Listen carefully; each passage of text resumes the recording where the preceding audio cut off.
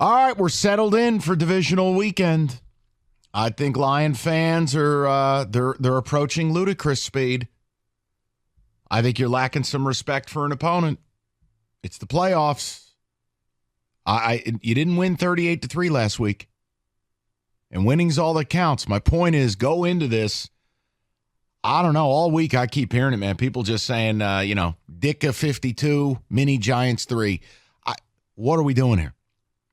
Oh, well, Tampa's this and Tampa's that. Guys, every week you're letting the opposition go up and down the field. True or false, you needed to survive on the last play of the game to beat Minnesota a couple weeks ago. True or false? And that was when Mullins gave you 4 turnovers. Right? Last week, did you need to survive and get a friendly whistle and get a whistle that didn't come to save the Rams, though it should have? And you survived 24-23 in this emotional coronation. Yes. How do I take that team, who, by the way, didn't beat a playoff team after week 3? How do I take that team and then do what David's doing and go full plaid? Impossible to lose. Lions a zilly, opponent 2. I think you win, but I am nervous before playoff games. I'm nervous about them because when it is a one and done in the sport of football, things can go sideways quick. Things go wrong quick. And I think there is a pathway to Tampa being a pain in the ass. There's also a pathway to you choking the life out of them. There is. But I want to see it to believe it. So I'm asking, have Lion fans, have you gone a little too far? Or, F it, YOLO, I'm 17 beers deep, and I'm living my life. You do whatever you like. And I do believe we'll be here next Monday talking about Lions-Niners NFC title game. I do.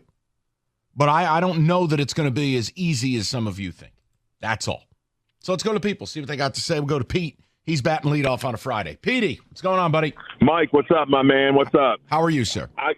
I'm fantastic. I want this win just as bad as anybody else does, but, the Lions fans ain't been here before. They don't know how to act. They're all high and drunk on this unexpected success, and they don't know how to Tampa, Philly, sure, they've been limping into that game that they played last week, but Tampa spanked them. They made Philly look foolish, and you can't take it. You're right. Someone said it earlier. In that game earlier this year, we're a tipped pass or a Baker Mayfield overthrown ball away from that being a completely different game. Yeah, Mike Evans running down the middle of the field wide open behind the secondary, and it just got tipped. That's right. That happened more than once. Look, that's the whole premise. Pete, we've always talked about this. The NFL is a one-score league, and you see it every week. And if I'm the guy who sits there and I'm not going to bet a team laying 6.5 in the regular season, why the hell would I be lining up to do it outside of a very special circumstance in the playoffs? Look, Pete, we talk about the Niners. The Niners are a monolith. The Niners have earned the right to go into a playoff game at home, rested, lay some big points, and do their thing. And I might have the confidence to take them. If I'm the Lions, I want my Lions in hunter mode. I want the Lions to be hungry, chip on shoulder. I just don't want to get comfortable with the idea they're going to roll the helmets out there and destroy this team. I don't know that I'm there with this team yet. Does that make me bad? Yeah, I'm with you, Mike. I'm certainly not there. No, and hey, Pete, I think they're going to win. I do. I think they'll find a way. But there's avenues where this thing could go sideways. You turn that ball over twice, Tampa's blitz hits, and the ball gets tipped in the air. They get a couple of interceptions. I will be fascinated. Look, I think you're going to know pretty early.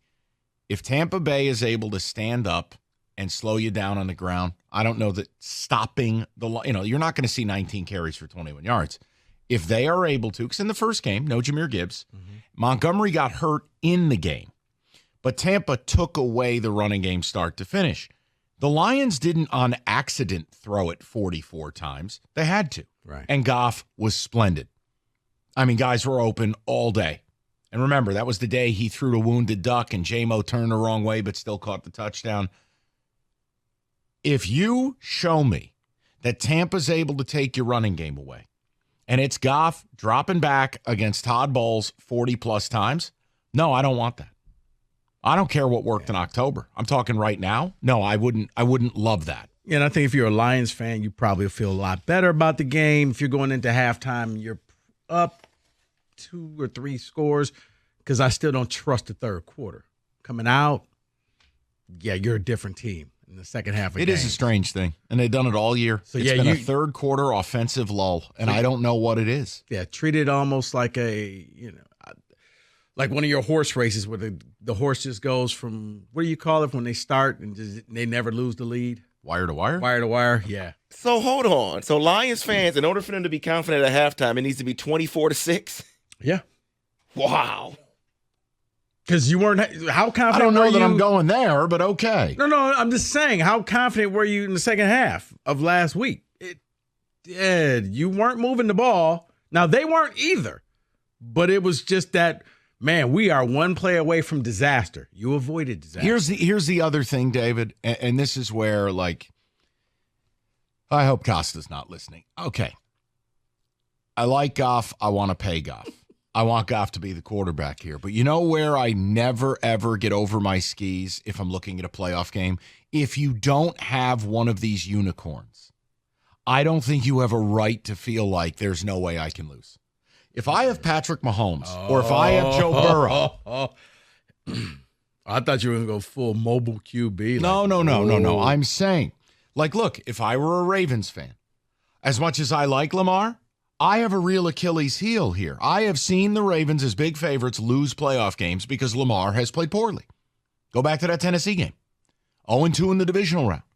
Like, I just choose to look at the playoffs through a different lens. And with Jared Goff, he's very good. But I don't think anyone will mistake him for one of these cheat codes. Like when you were a Patriot fan and you had Tom Brady, you're going, well, we will not lose this game. A Colts fan with Peyton Manning. Right. Yeah. They will get us home. My point is, with Goff, it will still come back to he has to be kept clean. They have to play the game to their script. What the Lions generally haven't earned the right to do is have things go wrong, have things go against them, and they can still find a way to win.